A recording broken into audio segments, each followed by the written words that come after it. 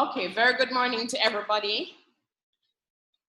We are at week 3. We're looking at lecture 3, and of course, this week we're going to be looking at our activity diagrams. And as I said to you before, and those of you who would have gone through the video, you'd realize that activity diagrams are used for modeling process workflows, right? You'll also notice that activity diagrams don't speak a lot to the software details specifically. So we generally don't try to identify objects and classes and things like that when we look at activity diagrams. In fact, activity diagrams are very, very useful for modeling business processes. All right, and they look like something else. They look kind of like flowcharts, right? Everybody's familiar with flowcharts from CSEC. They're very similar to flowcharts. So today, everybody knows what we're doing today, right? What's our plan for 3A, lecture 3A? We do our design challenge, right? Okay, so here we go. This one, we only have, I'm not going to go through a lot of slides or anything. Before we start, I'm going to go straight into it because we keep running out of time. We don't get to spend as much time as this. And on Wednesday, as usual, we'll go through all the details and notes and slides and so on. So, assuming everybody went through the video, let's try this. I understand that people would not have been able to access the quiz because although the quiz was open since Friday, I neglected to show the quiz, so it was actually hidden. So therefore, I have added 2 days to the duration of the quiz. So the quiz will not close until Wednesday. The quiz won't close until right before Wednesday's lecture. So things are a little bit different this week. So go ahead and try the design challenge, and then we'll do the usual, go around and get our picks and go through them. If you have any questions, including those of you at Cave Hill, if there are any questions, feel free to ask.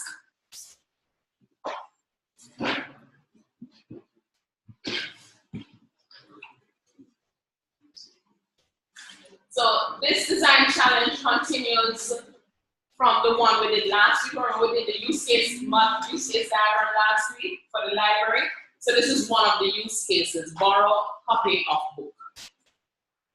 So read through it and go ahead and try the activity diagram.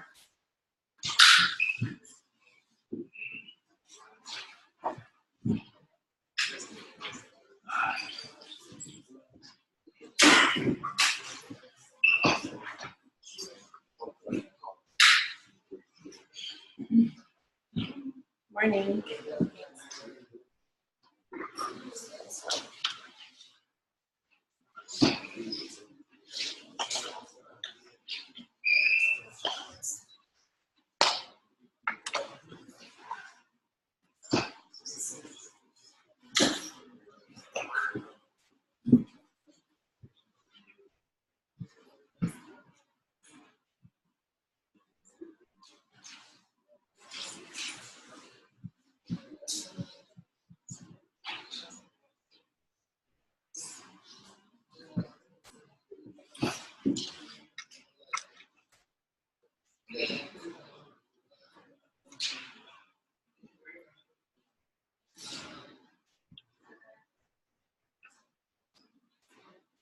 Recording, pause. So I've resumed recording and I need to, why is it still showing my?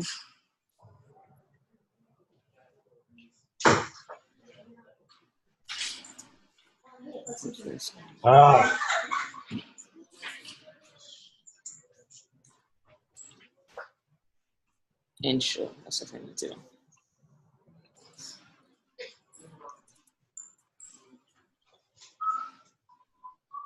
Okay, if you go ahead and talk now into your microphone, your screen will come up as the main screen.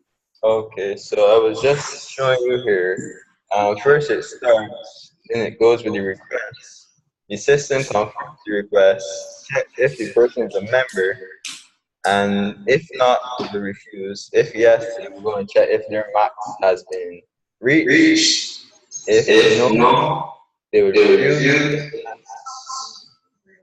So if yes, they will confirm or record the request. All right, I'm going to ask you to just start over one more time. We had a little feedback. So okay. It's not, yeah. map. You can see it. I'm sure you can see everything. You can see everything on the board, or? Okay, so first we start here, then we go to the request. The system then confirms the request and checks if the person is a member. If no, they refuse. If yes, it goes to check if their max has been reached. If no, it would refuse. If yes, it would confirm and record their book loan. That's it.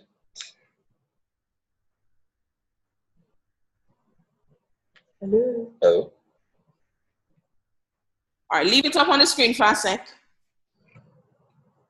Hold on, I met this with the main. All right, I know we can't see it very clearly. I think the markers are very pale that you use. However, I did hear, I could see that you had a decision diamond that chose between a decision point that went between whether somebody was a member or not. Yeah. I don't know if I saw after that what happens when the person is a member. Okay, if it had yes, it would go to another decision diamond to check if their max had been reached. Right. And if yes, then it would record and everything confirmed. Okay, can everybody see that? Probably not, but yeah. Let me mute my microphone.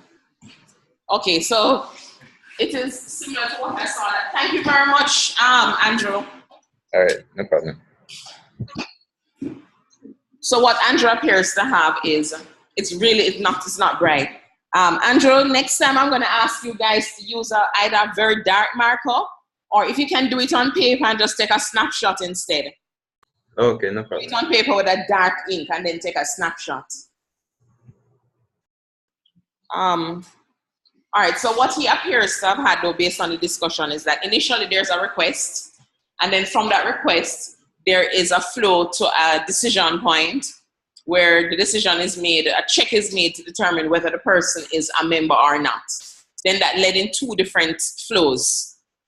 One flow goes to where the person does not get the book to borrow because the person is not a member, and the other flow goes into an additional check, and that additional check leads us to two possibilities, or two possible pathways, and there's a diamond, the decision thing there as well. One part is where we check to see whether or not the person has already reached their max, and another point is where they haven't reached their max, right? I think everybody would have seen that. Yeah. All right, so let us know. I'm going to come out of full screen. Yes. The person is not a member. You can, for example, give a message that says that only members are able to borrow, and then you would send it to one of the ending nodes, the final node. And then for the second, let's look at some of those that you guys submitted and let's see what we're finding. That's okay?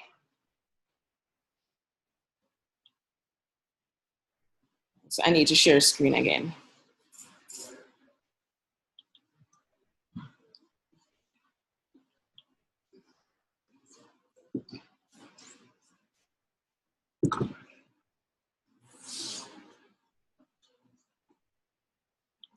Okay, I'm hoping Cape Hill will see this. That's not this class. Okay, here we go. All right, so here's the first one. Can everybody see this? This is kind of bright. Yes. Yes. Okay, wonderful. Yes. Okay, so this was Kenneth. You want to talk about it? The person presents. You have, okay, I don't have the bigger microphone, so you have to come.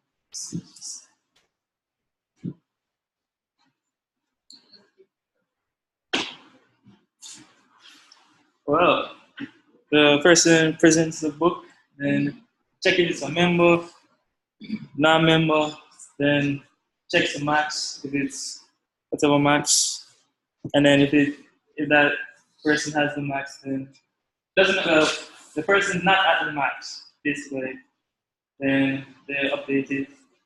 If they're at the max, refuse it, and then if not a member, I think I saw something about staff right there. members and non-members only. That was the one we did on last week Monday.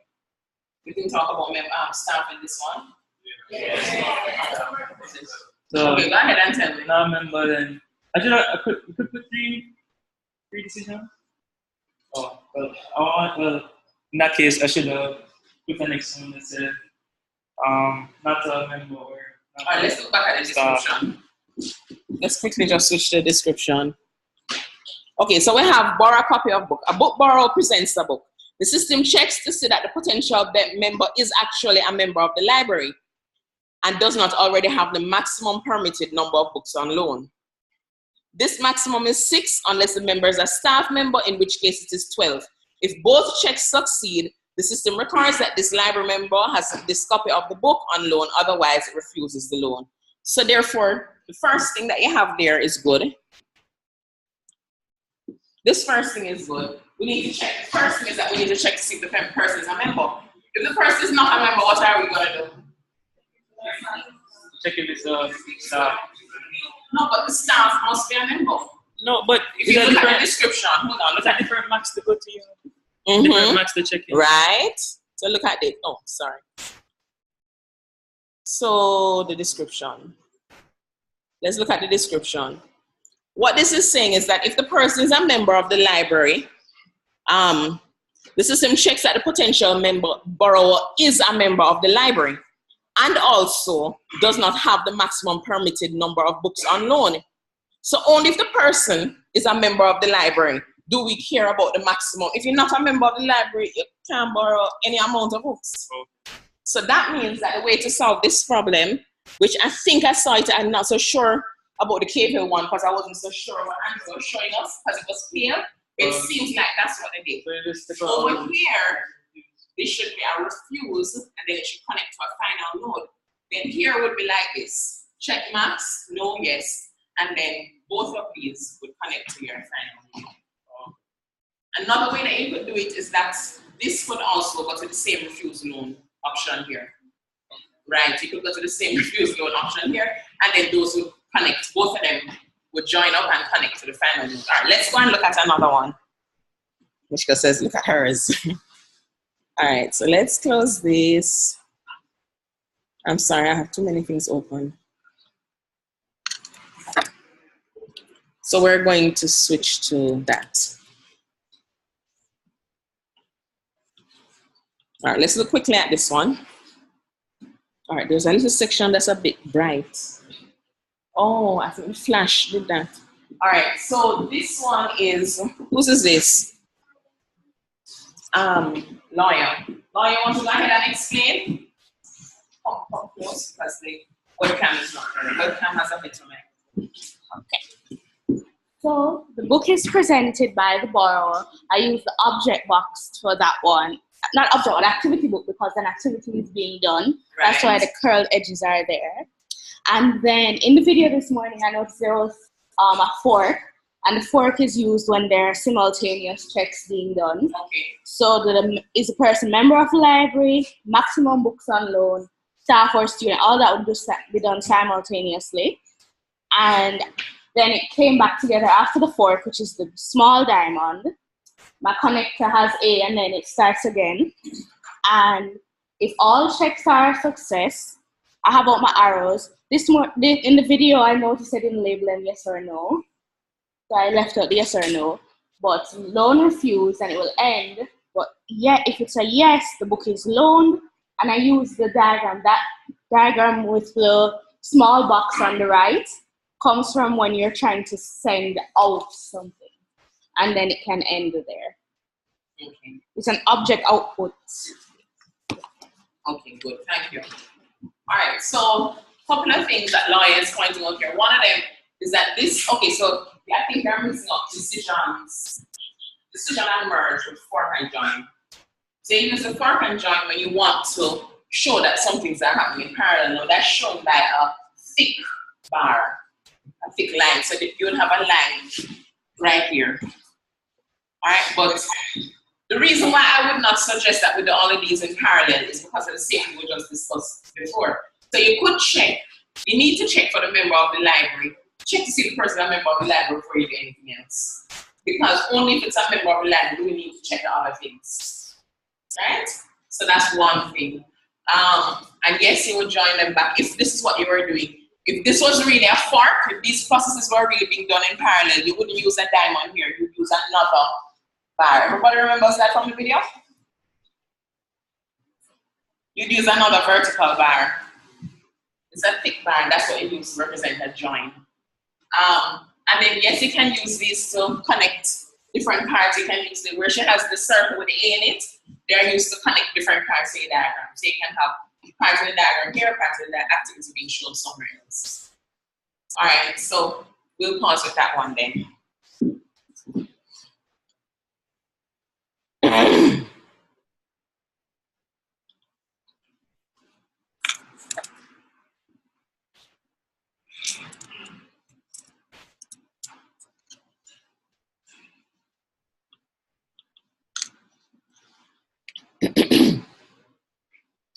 This is, who's this? Okay, Michelle, you want to go ahead and explain? Okay, Michelle's on her way.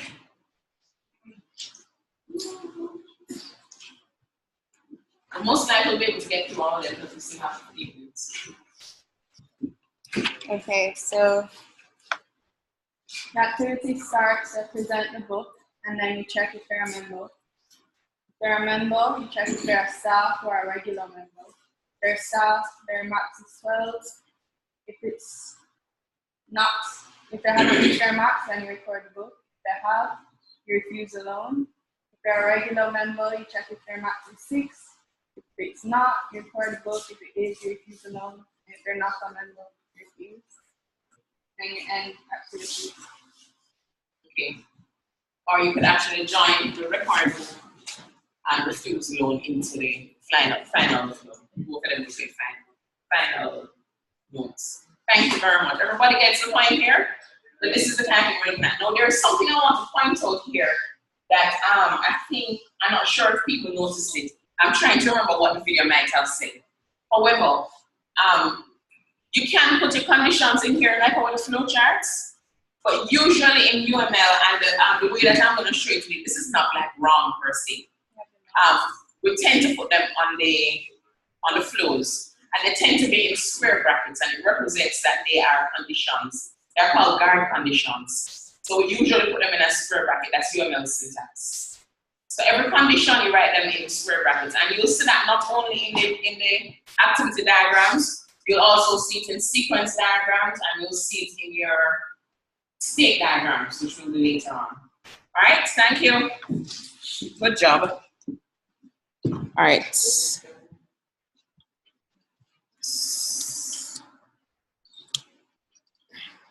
Another one. Good, this is another one that has a similar. This is bright enough, can you see this? So we have, who is this? Okay, come on, explain.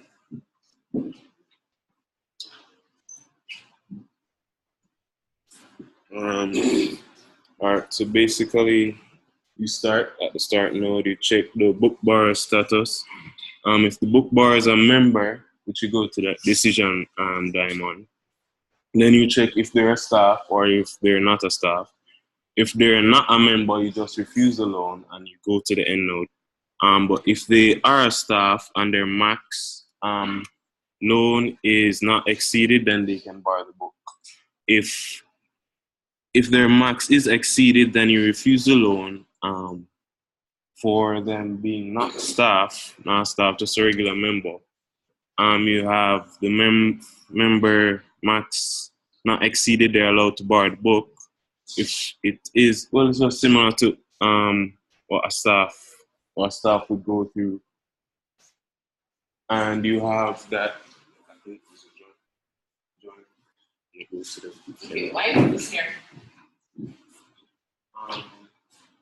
Join all of these. All right. Be like,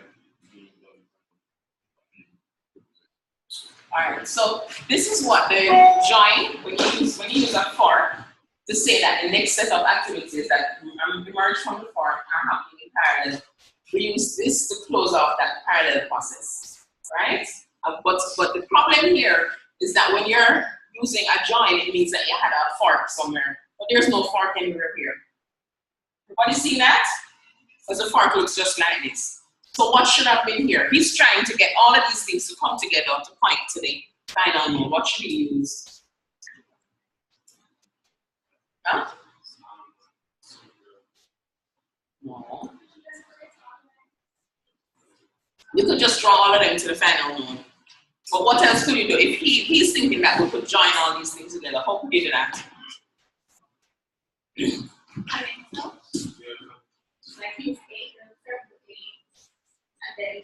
could do that, but I think he wants to show that these flows come back together at a certain, the end of a set of decisions that set the flows in different directions. How do you put them back together? We use the merge. So in this case, what he needs to do is put a diamond for merging these two. So, okay, Bill can't see what I'm doing. So if we look at these two decision paths, these two activity paths that came out of this decision, that is whether the person had reached their max or not, after you borrow book or refuse loan in relation to that decision, you could put a diamond right down here. Can you see that? You can put a diamond. Can everybody see that? You can put a diamond right down here to indicate that that those two flows come together. Then you can put another diamond down here for the same purpose after borrow book and refuse loan, where the person is a non-staff member, but a member. You put another diamond here, and then you can join those two with a diamond. Or you could put all four parts into a diamond, but it's not as easily readable. So diamonds are used for decisions. That is where you have a if-else. So that's where you use the diamonds. And at the end of that process, just like how you'd have an end if, that's where you'd put another diamond.